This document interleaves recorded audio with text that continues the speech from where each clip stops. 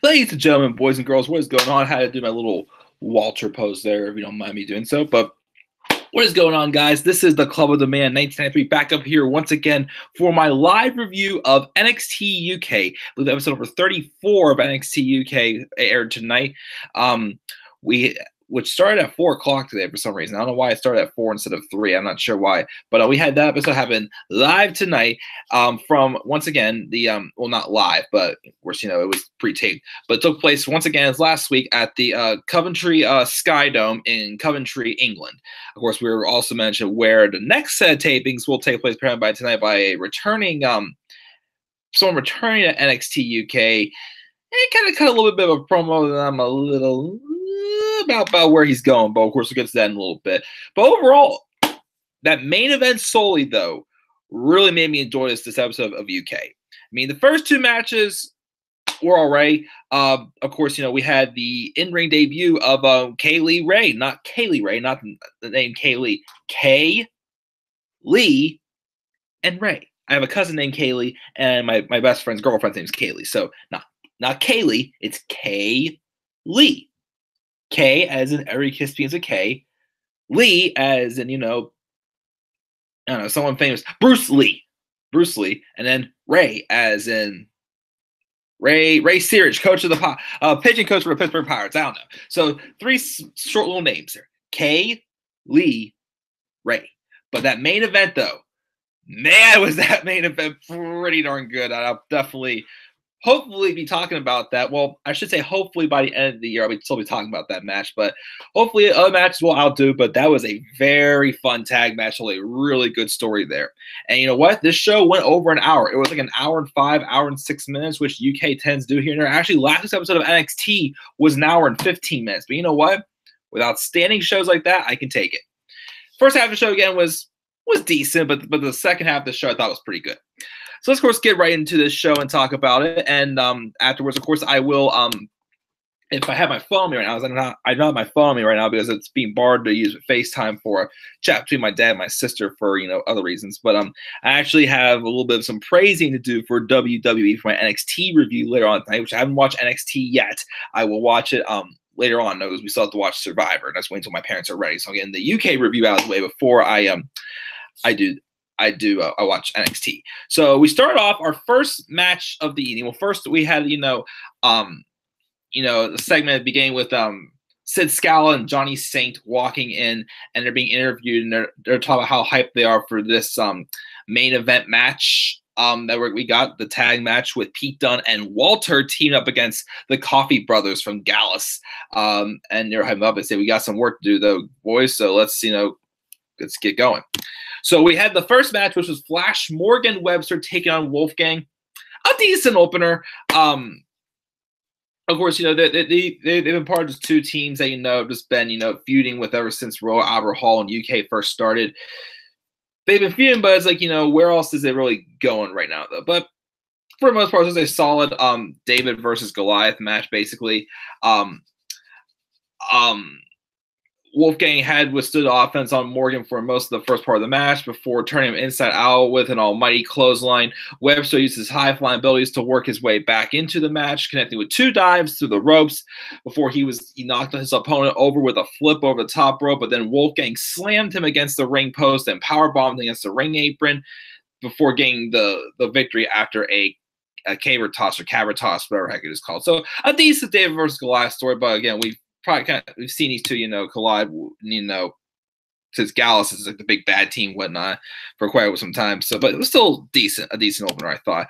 We did have a segment backstage with Jinny being interviewed, and any question you asked about Toni Storm, she'd be saying how much she's sick of hearing Toni Storm's name, basically implying that I guess the next women's title match is going to involve Jinny and Toni Storm, which could be good. Although I kept thinking that, again, Jinny is still like one of the better stars built up right now to be, feuding with Toni Storm for the UK title. And still, it would be too soon, in my opinion, to have Toni Storm drop the UK Women's Championship now. So kind of treating like Jinny as someone else to put Toni Storm over. I'd rather have Jinny be someone who is going to dethrone her.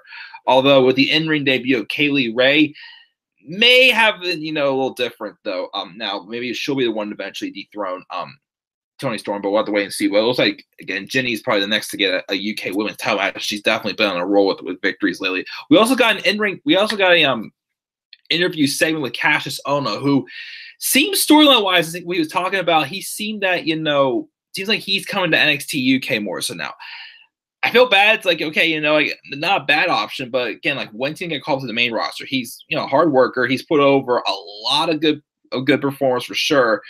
Does he not want to go to the main roster? But he's going to NXT UK. Talk about, like, how, like, this brand has great talent, but he's sticking with how he felt about the NXT talent as well. He felt like he has nothing to prove there, so he was fine going somewhere else, and that somewhere else seems to be NXT UK. So I guess he's in here for for a long-term deal. So we'll see where it goes for Cassius Ohno.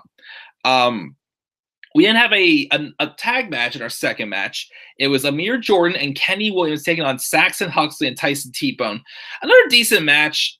Just to build up some tag teams, but again, it's another one of those like exhibition matches. And these are still some people like maybe like Tyson T-Bone did have some vignettes for him before he debuted.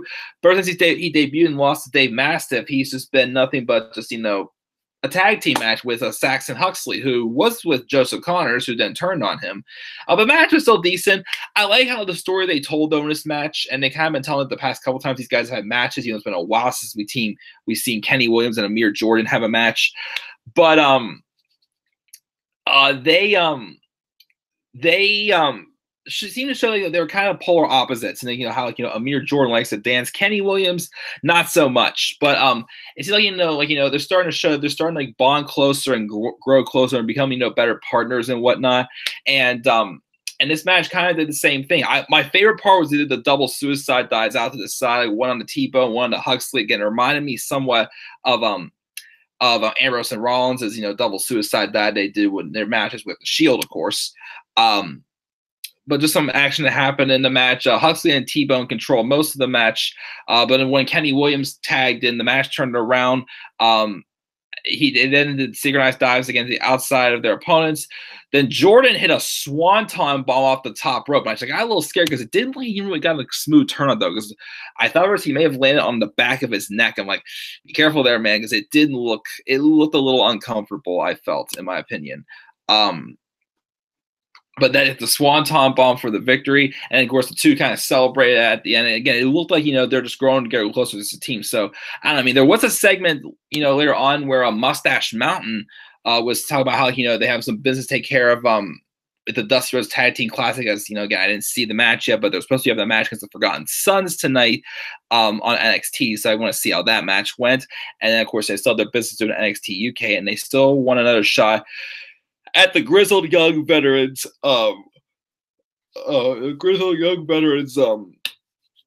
tag titles still to get another shot at them, since they want to be the main guys to beat in NXT UK, which they still are one of the main guys to beat. But Tyler Bate did request a match for next week against James Drake. He's getting that though, so we'll see. And apparently Zach Gibson is not medically cleared to compete, so I guess it must be just a storyline thing. Who knows? We'll see.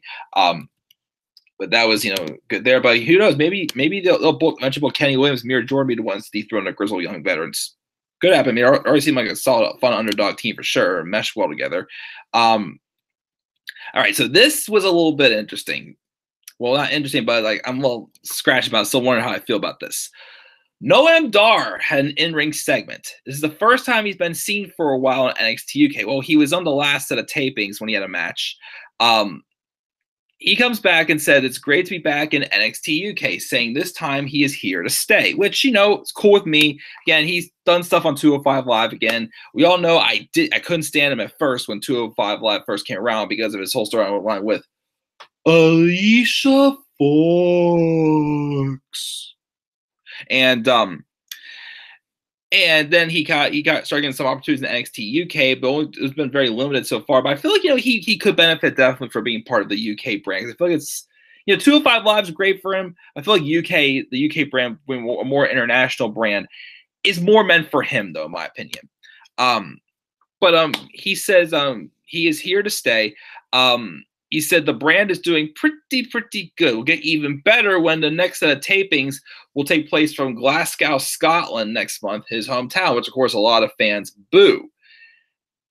And then he said that his fellow superstars have only been doing, though, a 4 out of 10 job and started marketing the likes of Kenny Williams, Flash Morgan Webster, and Mark Andrews for coming and going from 205 Live while he still stuck around and whatnot. Basically just, crapping that everyone's not doing a great job.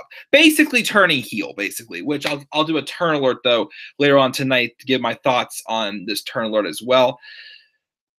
A little head scratching about it, but we'll get to it. Of course, then Mark Andrews came out and tried to confront Dar before he kicked him in the head, forcing him to retreat and walk back. So I guess we're gonna get a feud with Mark Andrews and I guess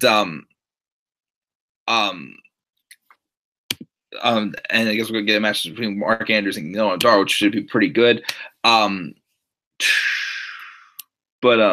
so yeah, we got that. So he's going after those people who were not able to survive on 205 Live, but he was we can get one up on them. So we'll get to that a little bit and with the turn alert. But then we had Kaylee Ray's debut. She took on Candy Floss, just basically a squash match, basically just to put over. Kaylee Ray seemed pretty dominating. Again, I feel she could be a candidate, definitely probably to dethrone Toni Storm.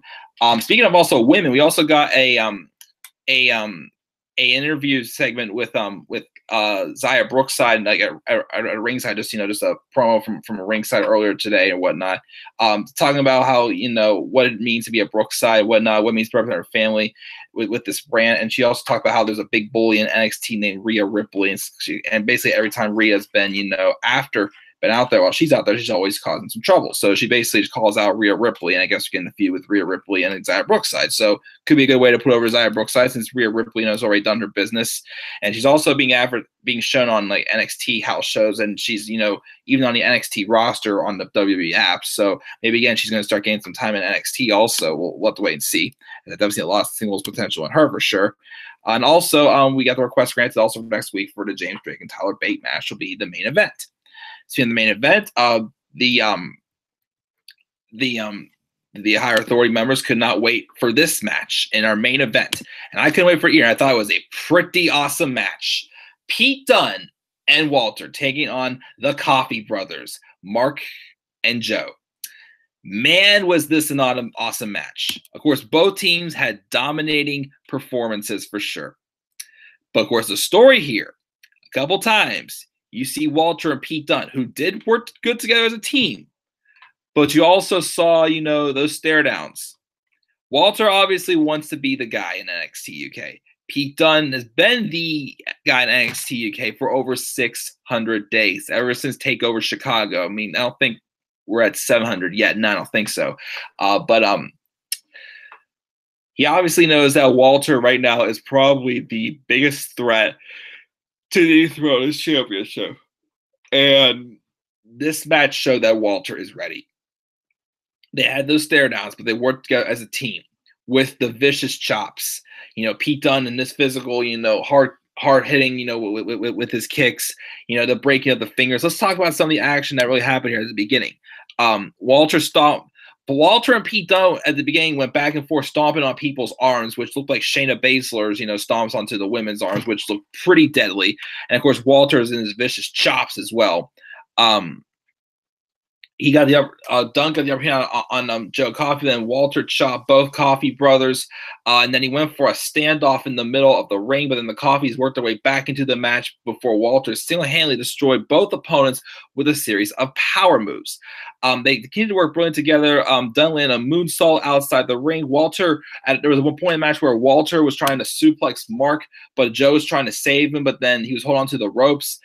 Pete broke bent the fingers that make him hurt and caused him to let go. And then Walter did like a double suplex over top of the a double suplex on the Coffey Brothers. Again, those guys are pretty big fellas. Of course, the Coffey Brothers did, get some good offense in, again, on Walter and Pete Dunne, getting them down for all. And of course, there's a time where he was and Joe Coffey's like, it's still our kingdom, basically. And he took the UK championship, he was going to attack Pete Dunne and Walter with it.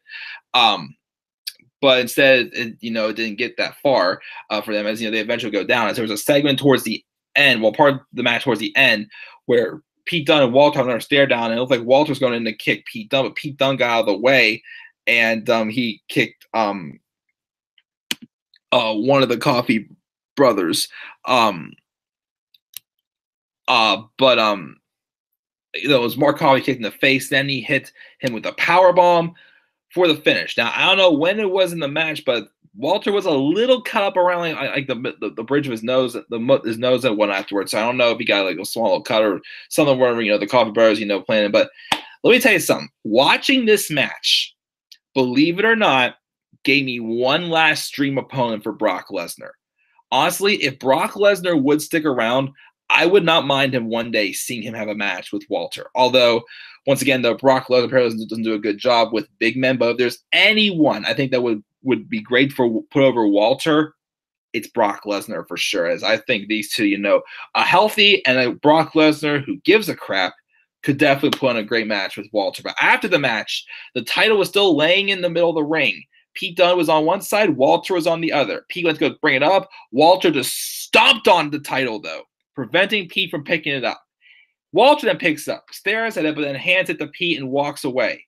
But obviously, we all know that match is happening. I'm not sure when or where it's going to happen. I'm not sure when. Maybe it'll happen on this regular episode. Maybe it'll happen at the next UK takeover, because there haven't been announcement of a next UK takeover. But hopefully it is soon, because the first one was pretty good. But that was that main event. It was pretty darn awesome. And one more second I forgot to mention also, I guess Eddie Dennis is returning. The first time he's going to be having a match since his no DQ match with Dave Mastiff at TakeOver Blackpool, which again I still wish he would have beat, because again before Walter came out, I was still hoping it would have been Eddie Dennis being the one to dethrone Pete Dunne because of his story and his history with Pete Dunne, but it's not happening. So we'll see, of course, what happens when Eddie Dennis returns next week and has a match with Ligero. But that is it for NXT UK, guys. If I can give a grade for the show, I give it a B+. B+. I mean, could have been probably a little bit higher. The first half was a little more than just decent, but I think that main event was awesome, and I look forward to definitely seeing what's next to come for the UK brand as well. So then, once again, guys, slap like in a video. What grade do you have NXT UK? Subscribe or comment on my channel. Follow me on Twitter at TheManRebody3. And guys, I will see you guys in a little bit after I watch NXT and do my live review of NXT later on tonight. Of course, I'll get my turn alert in for Noam Dar, and in case anything would happen out of the blue on NXT, I will definitely get those taken care of. So until then, guys, have a great rest of your night. I'll see you guys all in a little bit. Peace out, everybody.